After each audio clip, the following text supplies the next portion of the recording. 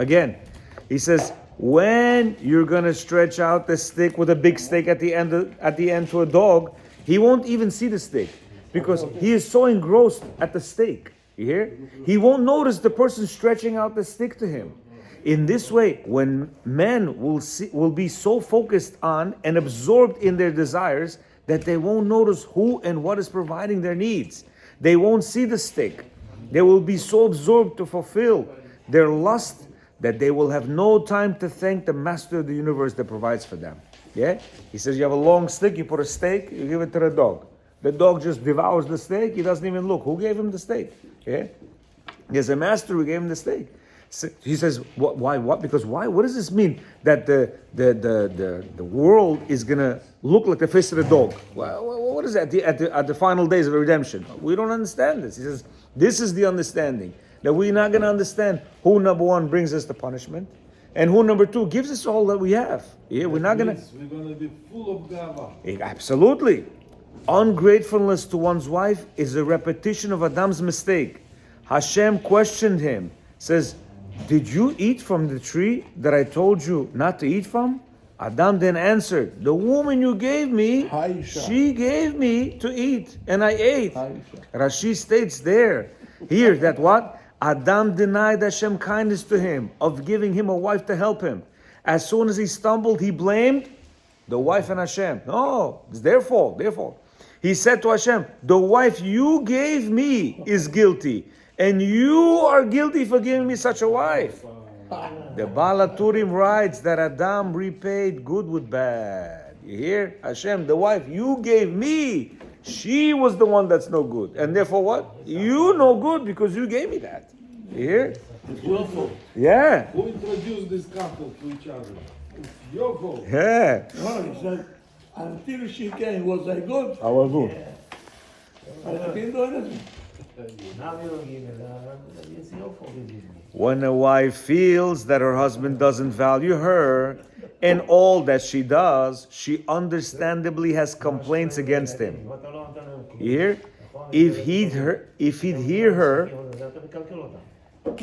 her complaints and mend his ways, then he'd restore peace in the home. This is one of our main problems, because at the end of the day, she's complaining. We're also complaining. We think, I don't understand. What is she complaining? I'm giving, I'm doing, I'm shopping, I'm working. What do you want me to do? He says, no.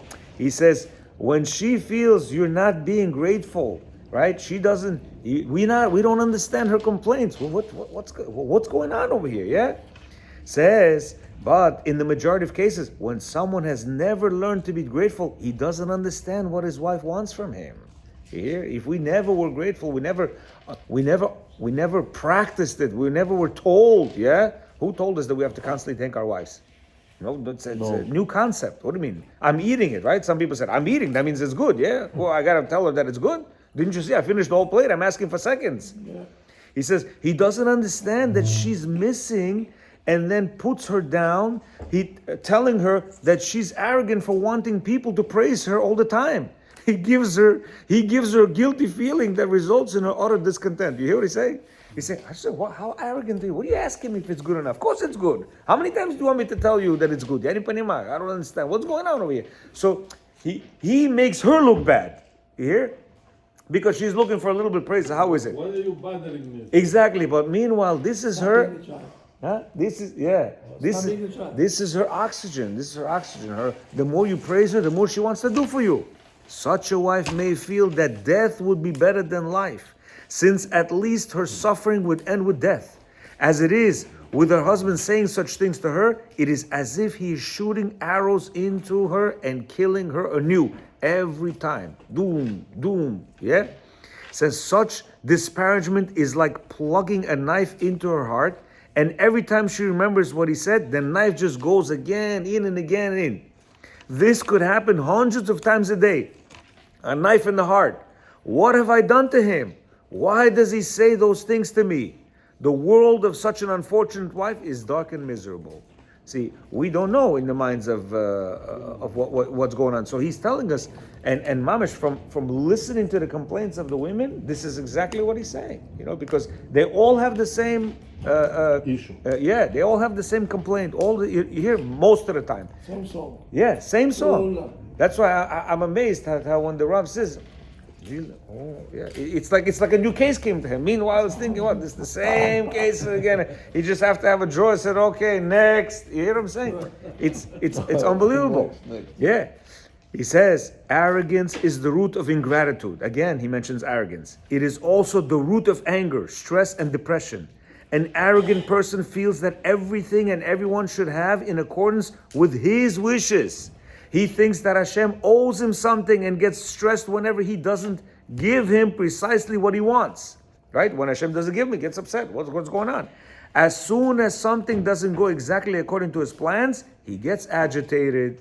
He harbors angers against Hashem, and he leads them to depression. Rav Nachman writes clearly in Sichot Haran that when people are depressed, it's as if they're angry with Hashem for not giving them what they want. Such folks harbor complaints against Hashem, even if they don't openly express them. Depression indicates a person's grievance with Hashem. You hear? Many people. What did I do that Hashem gave me such a life? Exactly. And not only that, with everything. If you speak to people, certain people are like, what? I don't understand. I keep Shabbat, I eat kosher, I wear tzitzit. What else does he want from me? I go, what does Hashem want from me? Little does he know, that's not the end game over here. He wants you, not the tzitzit. He wants you to fix your character traits. You hear? The many character traits that we have. The stinginess, the greediness, the anger, the lust, all the arrogance, which is the root of all of them. The ingrate's feeling that Hashem owes him something stems from his feeling that everyone else owes him. And that's why he looks at his wife the way he does. Imagine if he looks at Hashem like this. Imagine how is he going to look at the person right in his own home? From childhood, the ingrate took for granted all that his parents did for him. Now he thinks that his wife owes him all that she does. From his perspective, there is nothing to be grateful for. On the contrary, since he owed everything, says he has the right to complain when others don't give him what he deserves. You hear? He was born with a spoon in his mouth, silver spoon in his mouth, gold spoon in his mouth. Everything was done for him. Dinner was cooked, breakfast was ready, he was driven to school, all the clothing washed, laundered, this and that, whatever. And by the way, for the woman's side as well. Yeah? It's both, because we treat our kids right now like richy rich. Yeah? When they go get married, what happens? All of a sudden, like, where's the breakfast? She's like, I was hoping for you to bring breakfast. You hear? He's like, who's going to do the laundry? What do you mean? You do the laundry. I got to do the laundry. Take the laundry to the Chinese guy over there. And they was like, well, what laundry? I understand. What's laundry? I don't get it. You hear? So therefore, what? Because he was given everything all the time. What happens? He's expecting everything all the time. Give me. Says, if only a husband would know that no one owes him anything and that he deserves nothing at all in this world, he would be grateful for any tiny favor. If you know that you don't belong, nothing belongs to you, nothing, zero, then every little thing that you get, thank you so much, thank you so much. This is humility. And working to achieve peace in the home means working to achieve humility. You hear? Peace at home equals humility. Break your arrogance, you will have peace at home. Keep your arrogance hard, major wars. When a husband dedicates time every day to contemplate the kindness that his wife does for him, in his attempt to increase his feelings of appreciation and gratitude, he comes closer to Hashem and closer to humility. A humble husband constantly expresses his gratitude to his wife and lets her know that he appreciates and recognizes everything she does for him. He in turn thanks Hashem, acknowledging the true source of his good fortune, thanking and praising him for the blessing of such a good wife and for all other blessings in his life. See, since our minds are so warped, right? We're thinking, no. If I do good to her, she's going to sit on my head. That's the concept that we're listening right now. You hear? That's why they say trapka. But what they don't understand Yeah, it's not that. The more you're gonna do for the person, the more that person wants to do for you. It doesn't make sense for a person to receive and not reciprocate what he's getting. You know, especially a husband and a wife. But you should not wait for that. No. You should not wait for reciprocation. That's what I'm saying. What I'm saying is that thinking, no, the minute I'm gonna stretch my hand out, she's gonna take my arm and sit on my head, and all of a sudden I'm gonna be and that's not. You know when that happens? When you do it kilu, like that, when you really have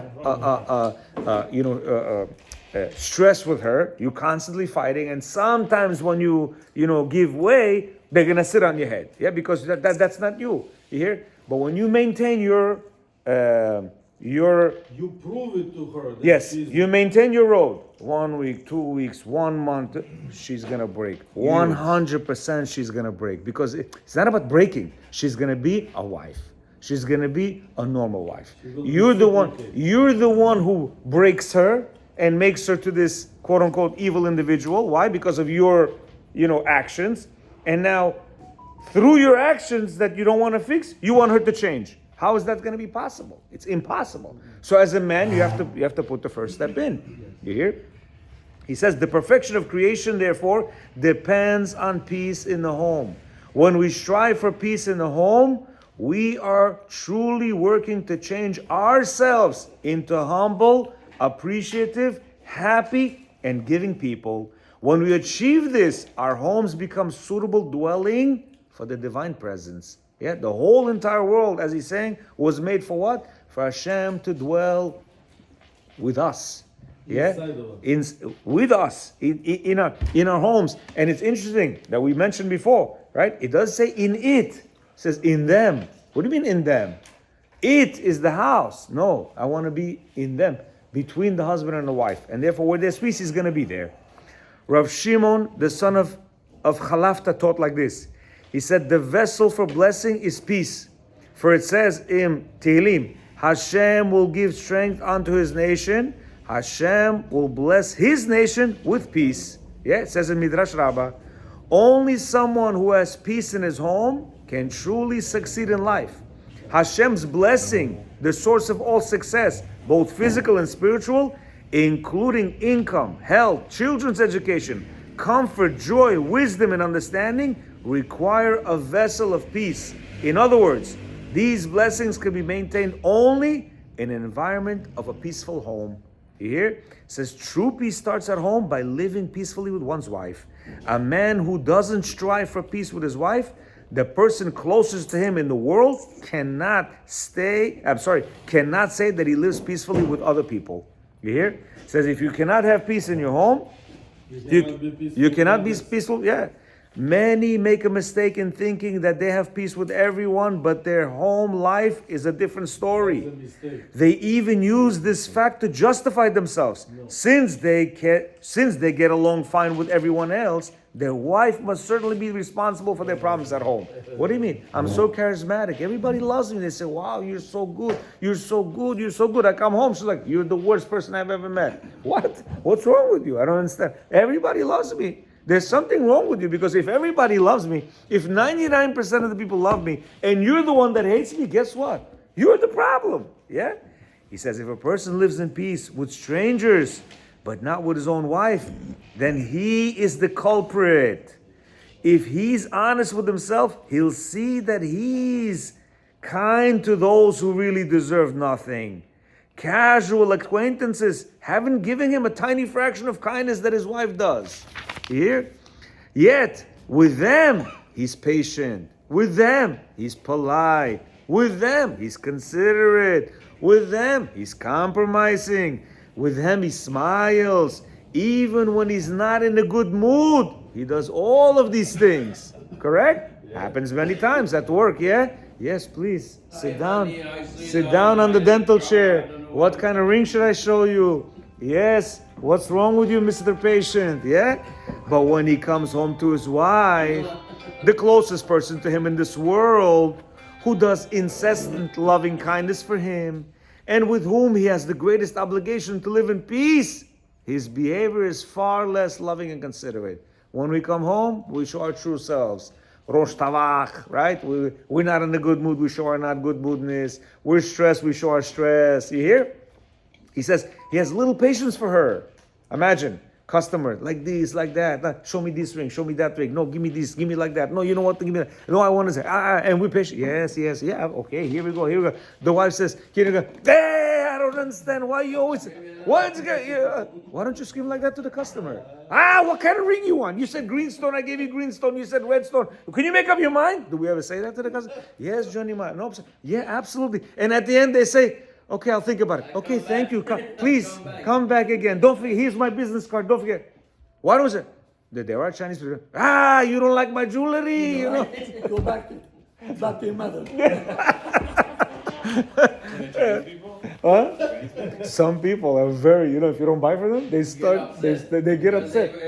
I remember when I was in Long Island in the mall, the Iranians, why? You don't like my jewelry? If you don't buy from them, they start getting it. So them I can understand when they're at home, because they'll get to their customers. But imagine us who are very nice and patient and everything, and we come home, we lose all that patience. He says, he has little patience for her. He's too tired to talk to her or to listen to her. He doesn't smile if he's not in a good mood and makes no effort to make her happy or to give her good feeling about herself. Yeah? He's less willing to compromise with her than he is with any stranger. And he demands that she should show him proper respect. When was the last time we told our customer, hey, why you don't respect me? Yeah, they talk to us whichever hour they. Yeah, absolutely. Why? We got money coming in. Yeah, possibly. Says if he'd behave with her like he behaves with other people, he'd enjoy a peaceful relationship with her too, and she'd also be happy, just like they are.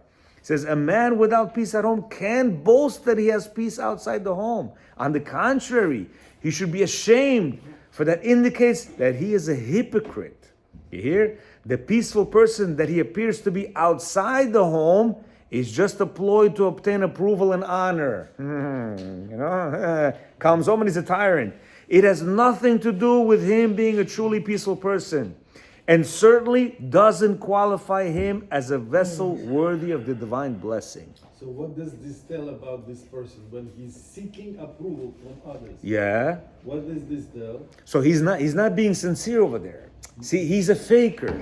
You understand? No self-esteem. Absolutely. But he's also saying that why am I outside good? Because people are gonna talk about me. You understand? But when I come home, I show my true colors. Why? Because she's not gonna boast me.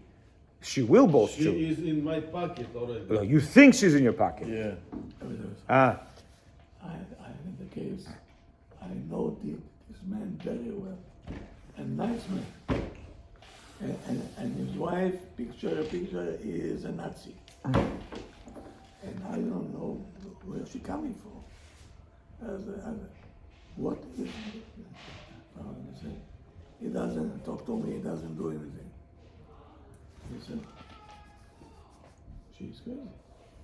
Every day we talk.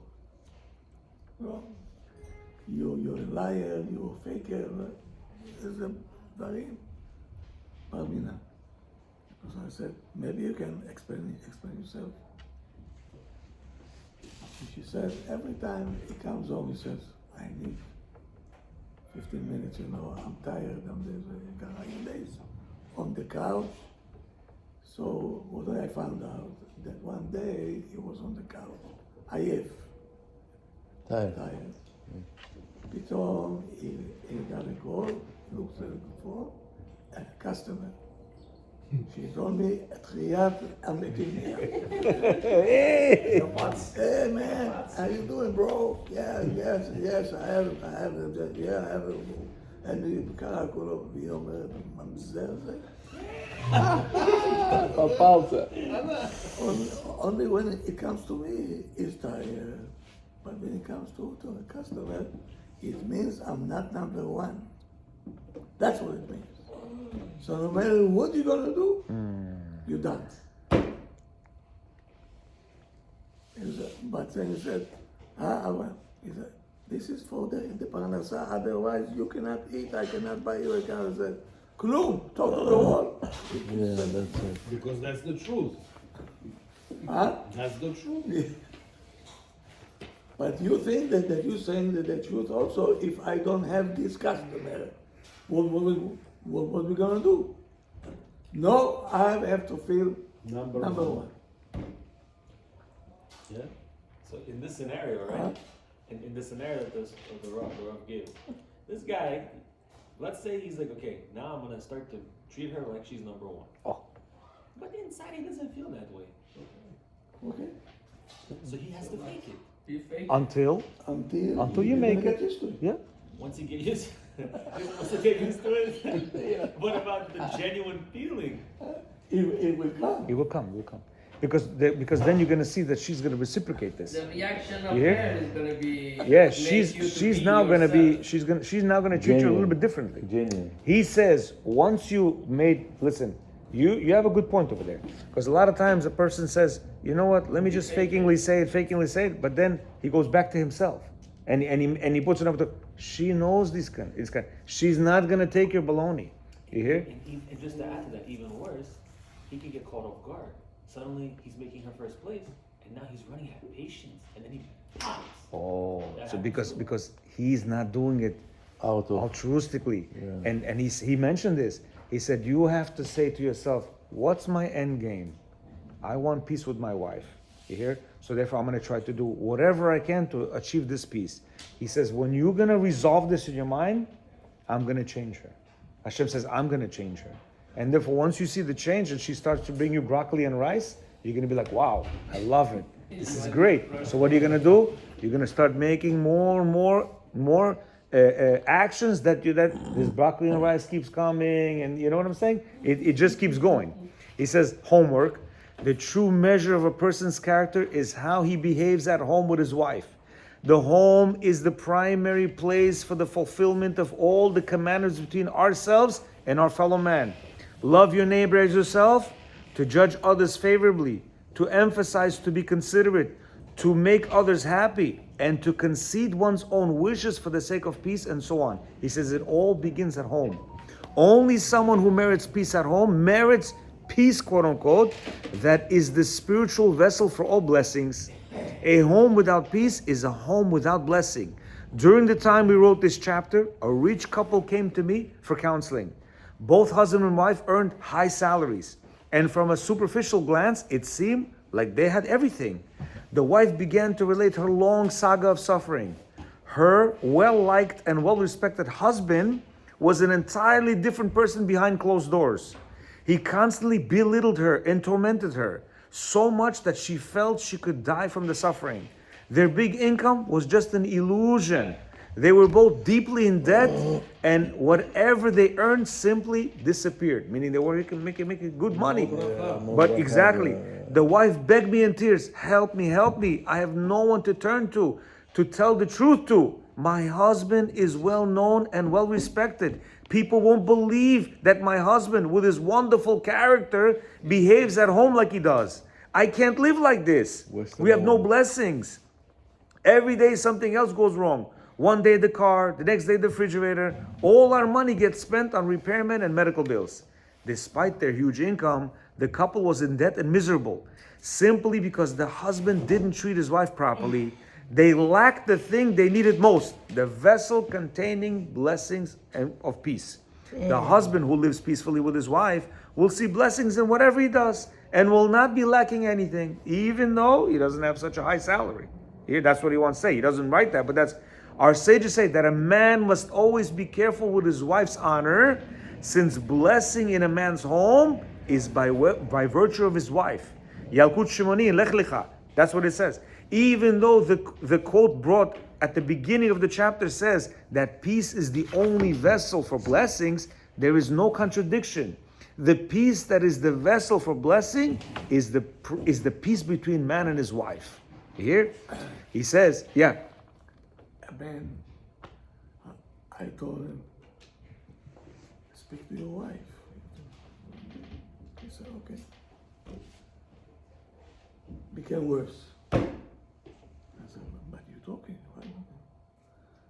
So I dig a little bit, what do I find out? He tell her, let's talk. Now she started to talk, he said, can we talk about something that interesting me? Is that- That's it. Lost game. ספר, מה אתה אומר? What she says to the wolves. I talk, ככה, תכלס, again, part. So he's saying to his wife, can we change the channel, please? I almost smacked him. You idiot. You do what you want to talk about, you talk.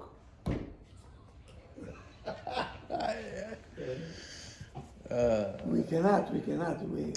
They're not psychologists, כבוד הרב. They're not psychologists. They think about themselves. את הגאווה. גאווה. It's not psychology. I was born as a psychologist. You, כבוד הרב, you learn it. You saw it doesn't work like that. You learn, and get experience. You talk to the people who deal with Shalom Bayit, right?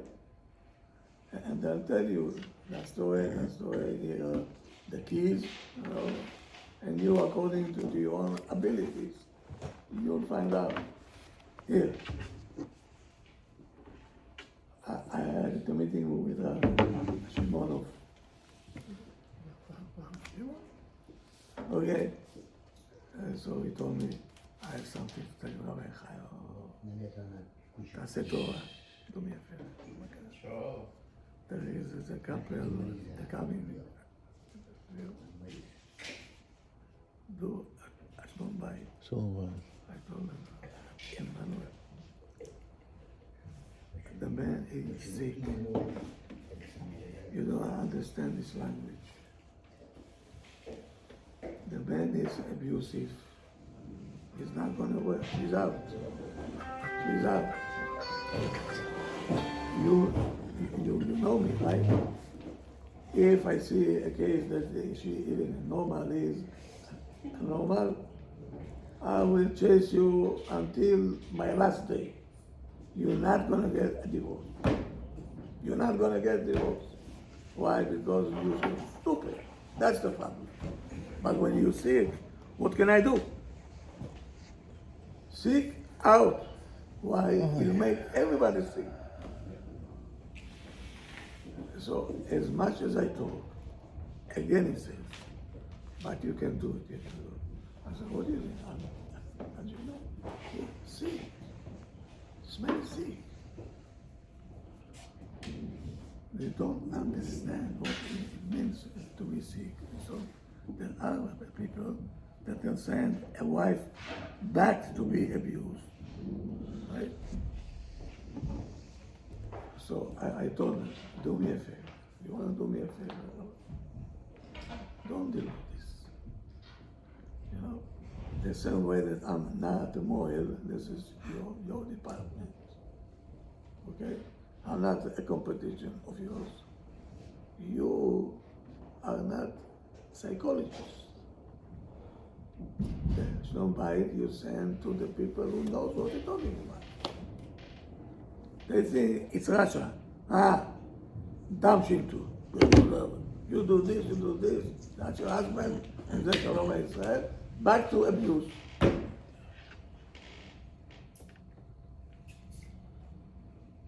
Unacceptable. How does a person break that gava? Okay, we see the root of this gava.